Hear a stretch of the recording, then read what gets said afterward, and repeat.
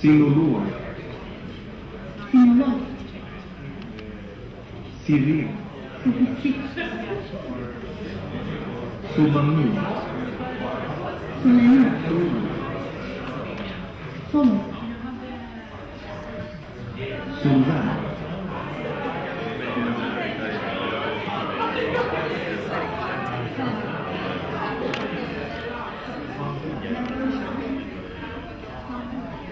Larvo.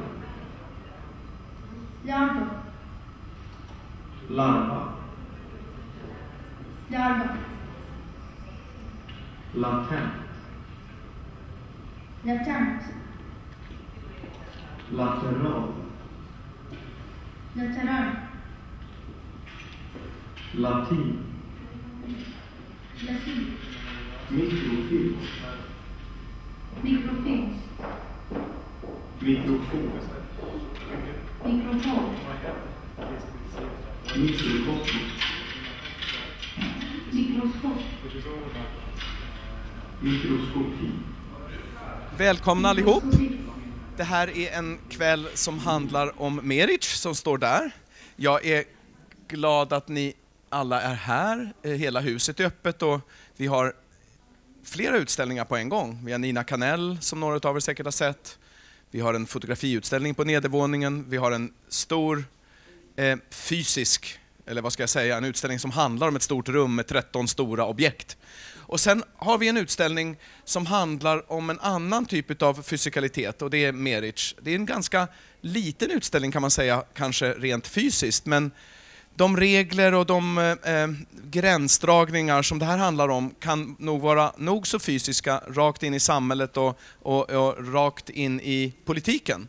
Så att utställningen sprider sig ju, eller temat för utställningen finns i en mycket, mycket större värld än det här museet. Och det är väl det som jag tror vi kommer prata om. Fredrik Liew är kurator och kommer ha det här samtalet. Meriç Algün Ringborg. Jag är alltid orolig att jag säger Meriç rätt eftersom det bland annat handlar om detta Meriç som det här tecknet markerar. Vi kommer att få höra mer om det. Jag är jätteglad Meriç att I'm so happy that we have this show. I remember I'd never heard about you and then I've only been to Istanbul once in my life and then I encountered your work and thought that's interesting, a Swedish-Turkish connection. And then we saw a show here. Our neighbor, the Art Academy, had your graduation show. And that's not so long ago, but now you're already present in many places. And I'm very pleased that we have you here. Thank you. The evening is primarily an opening here, but it continues afterwards with the launch of Glänta. And it's an issue about migration issues, and Meriç is also in here. And there will be readings and other things in the bar. Enough from me. Fredrik, please. Thank you. Welcome.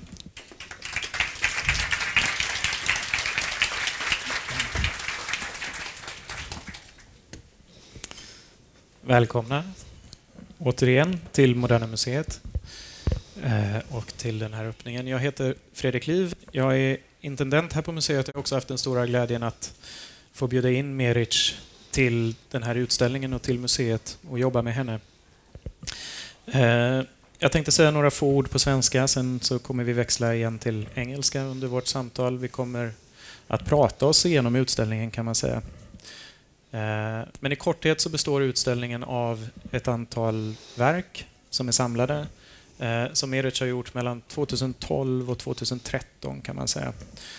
Och som alla handlar om eller behandlar olika former av rörelser över fysiska gränser men också över kulturer och språk och byråkratier. Utställningen har 3 huvuddelar kan man säga.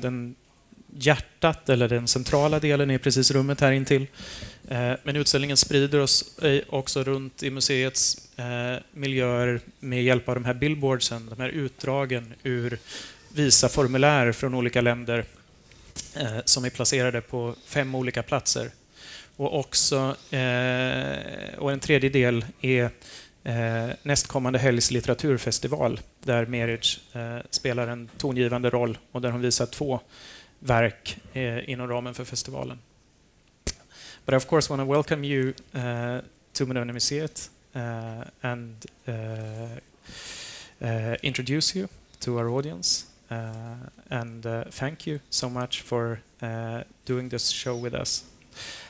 And I thought that a good way to start maybe having this conversation is to somehow start at the beginning, since the show is in a way quite intertwined with your life and your recent and not so recent past. You're born and raised in Turkey, Istanbul, correct? Yes. Can I just say thank you for introducing me, and thank you, Daniel, and thank you everyone that made this exhibition possible, but mostly you, Fredrik. I think it was really nice to work with you, and I'm very happy about that, and thank you everyone for coming. So what should I start with? You're from Turkey, you're from Istanbul. Yeah. You find yourself now in Sweden, exhibiting here, but also living here, at least partly, and also being a Swedish citizen since a couple of years back. And I think the story from already quite long ago up until now is very present in several of the works. Yeah. But let's start even before. Let's start even with art in your life. How did that appear? Where did you study? Did you study?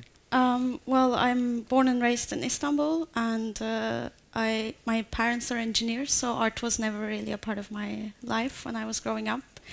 And I went to the university where you could take different courses, and it was a bit more interdisciplinary and open structure. And there I discovered art through art history classes and also different kinds of visual art courses. And I finished my BA in visual arts and visual communication design in 2007. And then Istanbul has this great art event called the Biennale that happens every 2 years, as the title suggests. And I started working there, just doing whatever that was given to me, and it was a fantastic experience. And that event kind of led me here. I met my partner there and moved immediately afterwards. And perhaps when I graduated from school, I didn't really know what kind of art I was interested in, what I wanted to do. And coming here, I was almost like fresh fish out of fresh water, and not really very sure about my intentions or what I wanted to do. But coming from the outside of the European Union and wanting to move to Sweden triggered something in my life, and we went through a quite laborious time of applying for visa and getting in and being accepted and being interviewed, and this sort of created a quite frustrating and breaking point for me. And in 2000, like this is between 2007 and 2008, and in 2009 I sort of developed a methodology and started investigating these structures a little bit. And I started collecting this the forms, the visa application forms that one is supposed to fill out when one is applying for a visa to go elsewhere. And as Swedish citizens, this is not very experienced, but as a Turkish citizen, many places that you want to go to, you have to apply and wait and be judged or and granted, hopefully. And so I started working with this thematics, and it took me about 4 months to collect all the visa application forms. And I didn't want to only look at my personal relationship with it, but I wanted to look at a more general idea of it. So I set out to do it for all the countries in the world. And then this took about 4 or 5 months of going through different Ministry of Foreign Affairs websites and really doing this very pedantic way of looking for these documents, and then when I had all of them, I decided that this has to become a book. Somehow it needs to be documented in this kind of different format, and this is the work that we are exhibiting here right now. It's called the Concise Book of Visa Application Forms, and this sort of shaped a lot of the practice for the upcoming works, basically. And this is 2009, Yes. yeah, and the first or earliest work presented in this exhibition. Yes. And this compilation of visa application forms also have founded the foundation for the Billboard project, yeah, where you take separate questions or single questions out from different forms and detach them from their original context. Yeah. This was a project that was initiated by Malmö Konsthall in 2012. They invited me, and they had this assignment of like, you have these billboards and you can do whatever you want, basically. And I always thought that there were some questions in the visa book that didn't really. It needed to be highlighted some more, maybe looked upon, more closely investigated. So I thought this would be an excellent opportunity to try to do that. And questions such as, do you want to live temporarily or permanently? Or are you and your partner living in a genuine and stable partnership? Like this kind of very existential, very maybe imposing, or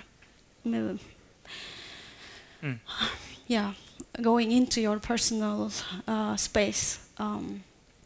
So I wanted to like take them out and questions that can be interpreted in various ways. No? Yeah, exactly. And still the kind of information that you are judged by and eventually decided whether pass or no pass. No? Yeah. But there's also the language aspect to it, like how do you formulate these things? And I mean, most of the forms are pretty much asking the same things and general things, and then all of a sudden in one country you are faced with the question like, do you want to set up a manufacturing unit? And like you want to go as a tourist, and then you have to answer this. I think it was a country in Africa. So it's also very like context and site specific, how it shapes and how it changes. Or the question that we will reach when we exit the museum, which is, do you speak English? And how do you answer that question if you don't speak English and don't understand the question? Yeah, it's an oxymoron like within itself. So I wanted to like maybe complicate that relationship between the question and the viewer, because you are also faced with it and you don't really know exactly who is asking this question. So. And this journey between basically 2007 and now, or 2012 when you became a Swedish citizen, is also documented in another work which has lent its title to the entire show, actually, Becoming European. Could you say something about that piece? Yeah, first of all, maybe we talk a bit about the title, like, because I mean Istanbul is in Europe, half of it, and half of it is in Asia, and it's this thing where becoming European is it's very funny because you're already European, but it's a diaristic work. It's or chronological piece where it's showing all the dates. It's the work with the free frames where you have stamped dates. Yeah, if you have already seen it, but so it's a retrospectively done piece. So in 2011, or when I had to renew my visa, and I realized that the migration office was actually counting all the days that I have been in and out of the borders of EU, not just Sweden. And then they were taking that off the time that I was granted the visa from, and then I had to like go through this laborious process of again like having to fill those dates.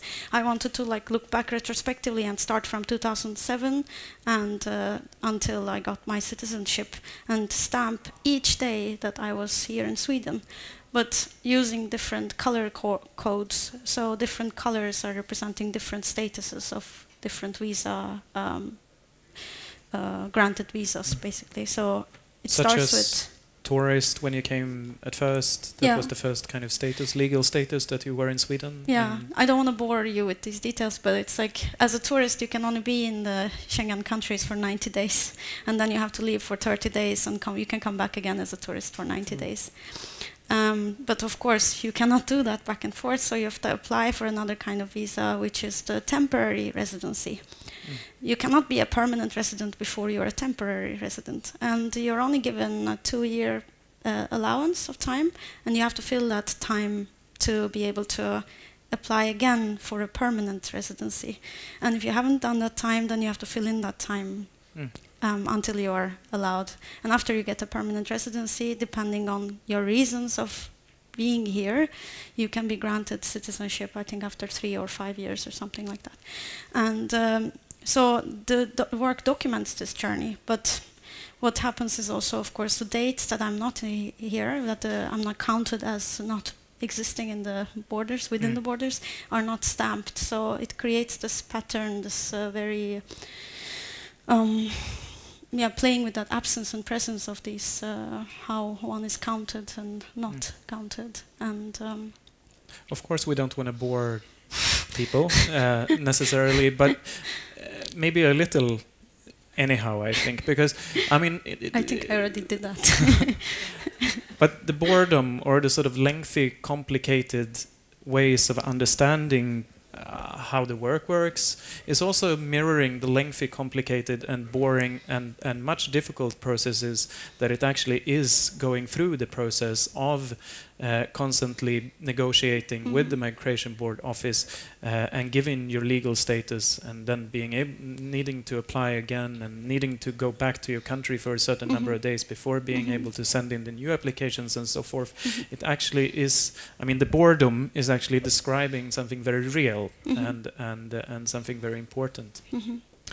And I think that both the visa application forms and the becoming European is very, it's using its own system, it's using its own material to just talk about itself. You don't really tell a narrative about this, you don't tell a story, you don't add anything. You just basically take what is there, you take the forms, you put them together, and all of a sudden they start talking about themselves rather than being something and being critical of themselves in a way. And I think that's to the nature and to the heart of your practice, your way of working with these more or less found objects or with your experiences, and then just highlighting them or turning them against themselves. One can say that becoming European and the visa application book belongs together a little bit, that they talk about the processes of crossing borders, of becoming legally accepted. There's a number of works, a couple of works in the show that is also talking more about the experience of being in a territory and being inside the system. I'm thinking, for example, of Che, the unfortunate letter, which is, again, just displaying something that came from the mailbox and is put in the exhibition, letters addressed and sent to you. Yeah, so what happens is, of course, you're always somehow in between states, like also this being counted of your days, and you come here and you don't really speak the language, you half understand it, half not. Like, you share the name with someone that's speaking native of that language and you don't speak it yourself. Like, there's something in it that is very much this in-between state. And I found it very symptomatic when this, the cedilla in my name, at the end of the C. This one. Yeah. It somehow was always being like either altered or changed into something else and existing in another. So they misspelled your name consistently with, But from different authorities, different companies, SE-Bank and CSN, or even from the migration office. So I found it very symptomatic of this idea that's like you're going somewhere, you're crossing, you're becoming transboundary, and then you're somehow also, like, your name is also altered in a way. Like, and that's the thing that belongs to you. It should not be changed, actually, but the way the system is working is that's how it functions right These now. limitations also show how institutional and how structural really the kind of limitations of who you can be. Yeah, but this happens to a lot of times when you change your place. If you have a diacritical name, like in Swedish you have or å, like I think these are also probably, it happens like all the time to people when they move abroad, and I think this is just showing like we are too far behind with our systems, maybe in terms of being open and inclusive and somehow accepting of the fact that there is something different and not allowing for that difference to exist and appear and be. But obviously the system has the u, which is umlaut u, and that doesn't seem to be a problem, even though it's not in the Swedish alphabet. So that's also kind of a funny... It's historical connections, I suppose, no? The historical connections with Germany, for example, has allowed that to appear into the Swedish alphabet or Swedish system much more. But the world looks different now than the archaic times that refers to, and we're simply not keeping up. And no, I mean, that's what I guess structural limitations of existence and being, and also structural racism is all about. No? That we have this institutional systemal. I mean, it's telling that it's computers, of course, who are making these errors, but computers are, of course, coded and planned and systematized once by someone, and then it structurally just follows you. Yeah, of course. It's a standardized thing, of course. Maybe. There's another piece dealing with language also, and with belonging and with difference and with sameness and likeness, and it also almost shares the title with che, and it refers to the Swedish letter ö, which is the common letter, and which traces the commons in between the Turkish and Swedish languages. Yeah. So the story of that is that when I came here, of course, at first I cannot even separate the words when I hear people, but more and more I started hearing these words that I can recognize really, and I was like, this is Turkish, this is a Turkish word. And I just got so curious, like I wonder how many words there are that I know in this language. So I literally went through the Svensk ordbok, comparing it to the Turkish dictionary, and I found a lot of words that were very similar, but just with a difference with one letter or something, like balkon in Turkish, balkong in Swedish. But then I found these words that were exactly the same, that mean the same, that are spelled the same, and that are, that you cannot differentiate them in when it's written. And so I made this dictionary, which consists of about 1,270 words that we share in our languages. And the handicap of it is, though, of course, that it's a lot of terminologies and it's a lot of words that we don't even probably know what they mean, and it's not everyday language. But for me, it was a metaphor, or it was a symbol of something that we share. But so we share this meaning, but at the same time, this means that it also signifies what we don't share too. So there's always this push and pull between the two different languages, and I think this is more expressed in the sound. The work is twofolded. One is the dictionary, which is free for you to take with you. Yes, please take. But also the whole dictionary as a sound piece, where you and your partner is reading against each other the same words after another, which is more accentuating the differences of the words rather than the similarities, which the dictionary is doing. Yeah, exactly. So I guess to a Swedish person it sounds like I'm speaking bad Swedish, and to a Turkish person it sounds like but still you speak your own mother tongues. Yeah, exactly. So I wanted to like kind of bring out those nuances and those differences, and so like I said, to play with the idea of both the sharing and not, and the impossibility of actually like doing that. And next week we will be here again it will be Stockholm Literature Festival, and you will be presenting 2 works which are done in a similar but also somewhat different methodology than a lot of the works displayed in the exhibition. And I think they complement them in a real fantastic way. Thank you. And I think we should say something about the modus of these works and how they operate, and what they're doing in the literature festival. So there's a lot of like structures, and there's a lot of constraints in my work that I set up for myself, and I sort of make just from those parameters. I don't just go nuts, obviously. And so I wanted to like play with that idea and find a material that I can really explore this method.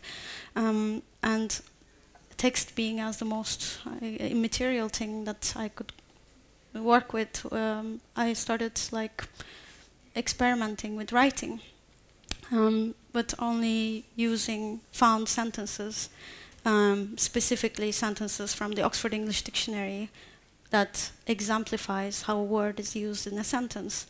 So if you would look up future, it says, I believe I might have a future as an artist. And so I thought that there was a lot of like poetic sentences, some humorous ones, but some real serious ones. So they all have their identity, but they're still taken out of their original context and just being presented in this form. So I thought that why not take them and put them in another context and write with those sentences. So this was a project that took about 2 years. I think I just finished it. It's a very obsessive one. I presented exhibition at Gallery Nordenhake last year. Maybe some of you have seen it. There I presented different components of it, one being a novel that I have written, albeit a short one. It's a romance detective story, and there are characters, and it's this murder mystery, and there will be a reading of this work at the literature festival. And after the exhibition, I continued working on it, and I wrote a theater play or a performative piece, which then I asked Mikael Nyqvist and to perform, which he was so kind enough to do so. And then we filmed it here, actually.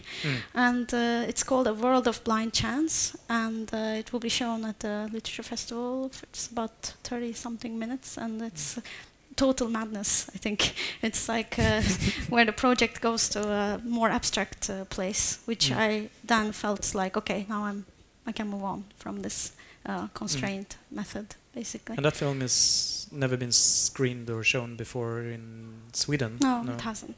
So it's the first time to be able to see it. And I think they go so nice together with the show. The show really talks about the limitations and the constricts that is imposed on people in terms of migration and movements and being and belonging and language and so forth. And I think the 2 works in the literature festival really does speak very much about how is it possible to express yourself within this field of constricts and limitations in a fantastic way. Most works in the exhibition, and I hope that you will have time to engage with it, discusses issues of migration, issues of trans-border movements, and existence and being in a legal status of being legally in Sweden, legally in Europe, and the constricts of that. There's one work in the show which was visible through the door here, which is also touching on the illegal border crossing, which is the work which shares your name, also the river Meriç, which is dividing Turkey and Greece, and which is one of the most now discussed and talked about, and also most dangerous passings in between into Europe, basically, with a lot of casualties. And I don't know if we should talk about the work in length. We've already talked a long time, but I think that further reading into the topic of migration, both legal and illegal migration and issues around that, can be further discussed in the bar from 8 o'clock, where the bar is not necessarily an not serious place. I think we can have serious and very important conversations in a bar setting. And Glenta is hosting the bar this evening and is releasing their very important work on migration. Not only this issue on the theme, but this issue is the issue that Meriç Algün Ringborg participated in with excerpts from the visa application forms. Please get the magazine, please discuss these issues, please engage with the exhibition, and please join us to discuss this more with Glenta. Thank you so much for coming, and thank you, Meriç. Thank you.